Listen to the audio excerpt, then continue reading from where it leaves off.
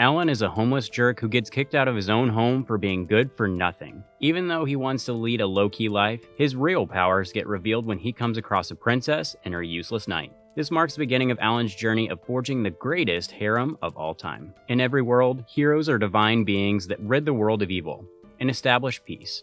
However, for these heroes, a tragic fate awaits as some of them get betrayed by their own comrades, while others fall prey to enemies' cunning traps.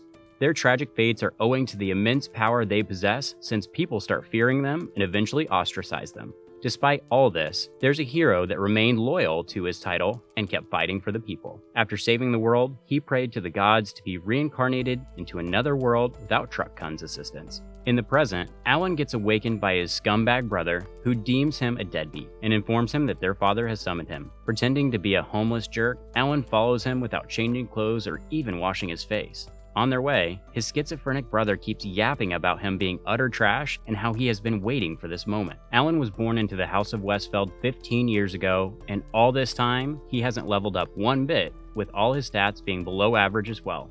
It was also discovered that Alan possesses no gift at the blessing ceremony held the other day.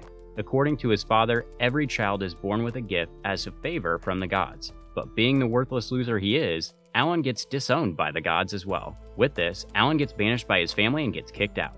Despite all this, Alan is insanely overjoyed because he has been waiting for this moment. He wasn't expecting to be reincarnated as the son of such an awful duke and decides to venture to the outskirts. Owing to his insane plot armor, Alan still possesses his hero abilities from his previous life. On his way, he notices a woman with two massive reasons to be liked by others fighting some monsters. He immediately recognizes her as the first princess, Lisa Adestella, and reminisces about the time when Lisa stood up for his sorry ass when nobles were mocking him for being useless. Meanwhile, Lisa's knight urges her to escape, but being a dumb woman, the princess starts crying like a and sits there like an NPC. Even though Alan had no intentions of using his powers, he refuses to let his friend die, and rushes to help her. As the monsters are about to finish her off, Alan appears out of nowhere and saves her sorry ass.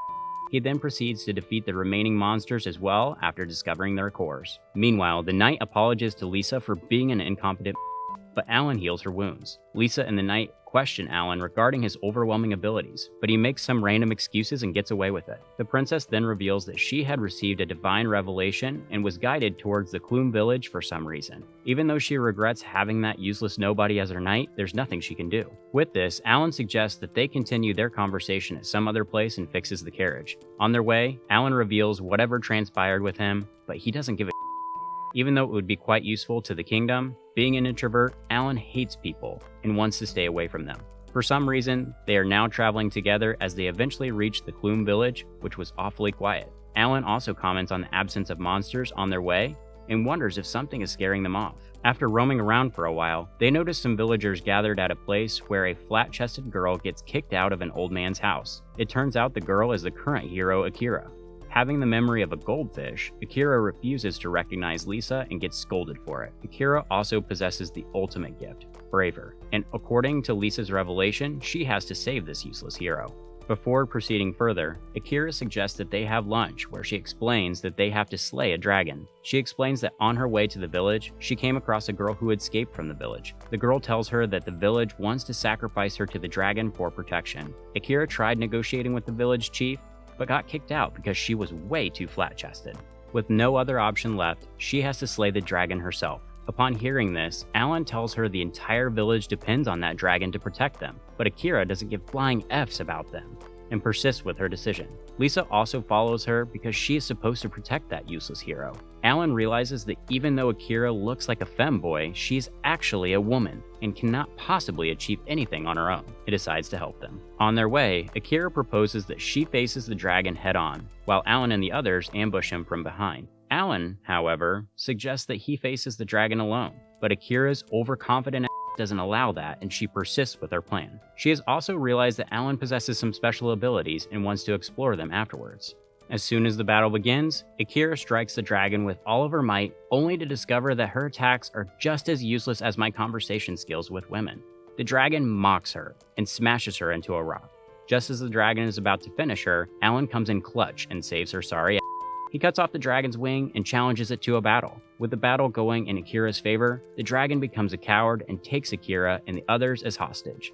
Alan, however, doesn't care about them and slays the dragon nevertheless. At this point, he has realized that gender equality is just a myth and these women cannot do anything alone. So, he decides to travel alongside them. The following morning, Alan wakes up to find Lisa staring at him like a creep as he questions the others. She tells him that Akira and her useless knight are sparring, even though their sword skills suck just like my grades this semester. Previously, Lisa had healed Akira using her magic, and it is revealed that she is actually a saintess. She apologizes for not telling him earlier, but Alan understands her circumstances. He reassures her that her secret is safe with him, and with this, Akira challenges Alan to a battle, knowing that she would get folded immediately. Following this, as they are about to leave, Akira decides to travel alone and take the girl alongside her as well, since she doesn't want to travel in a wagon. Akira also apologizes for relying on Alan way too much and just realized that she is a pathetic loser. Alan realizes that she's an attention seeker just like you all, and needs his validation, so he offers some words of reassurance. With this, Akira leaves alongside the girl, with Alan and the others commencing their own journey.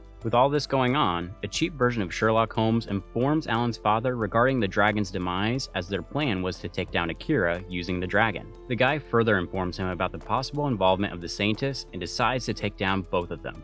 Alan's scumbag father further questions the guy regarding some elf, as he tells him that he'll handle the situation himself. Meanwhile, Lisa informs Alan that her friend is a swordsmith in a nearby village and was wondering if she can forge a sword for him.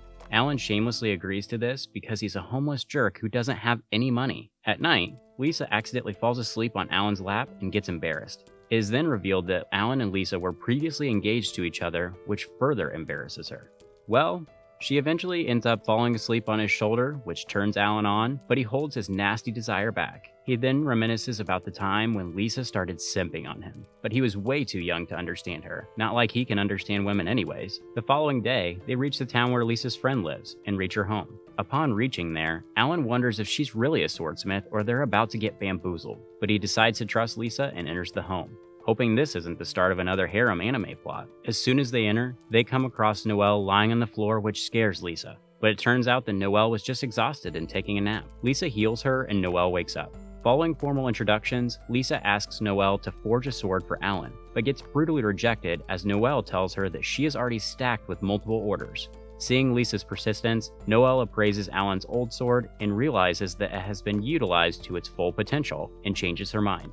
She aspires to forge a sword that far surpasses the divine sword that heroes wield and kicks all of them out. All of this reminds her of a person named Vanessa who had inspired her to become a swordsmith and vows to forge the greatest sword of all time. As Alan and the others are heading towards the town, another flat-chested girl is spying on them and reports this to the cheap Sherlock Holmes, who wonders who the fuck Alan is. Meanwhile, Alan was getting bored, so Lisa suggests that he visits the Adventurers Guild and trade the Red Dragon scales for some money, since she cannot feed a pathetic freeloader like that anymore owing to the inflation. Upon reaching the guild, Alan approaches the receptionist and asks her to exchange the scales for money, but the dumb receptionist gets shocked because she has never seen Red Dragon scales her entire life. Just then, the old butler and the flat-chested girl appear at the spot and question Alan regarding his adventures. The guy introduces himself as Horace and the girl as Mylene. He tells him that he's a jobless guy who is quite interested in hearing adventurers' stories. Seizing the opportunity to show off, Alan reveals everything to Horace, who leaves afterwards.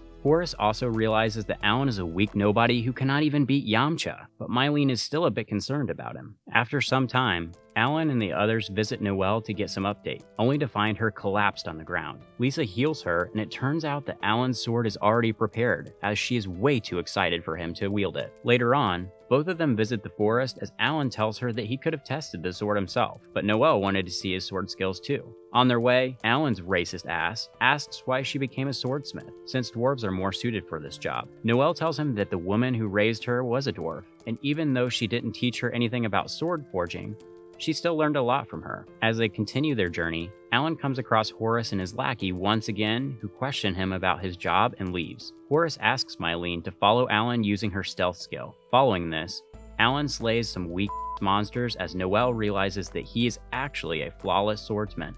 She then decides to fight some stronger monsters and takes Alan to a deeper part of the forest. Upon reaching there, she notices that there aren't any monsters here, as they eventually come across a massive monster who had devoured Noelle's master, Vanessa. Watch this next video.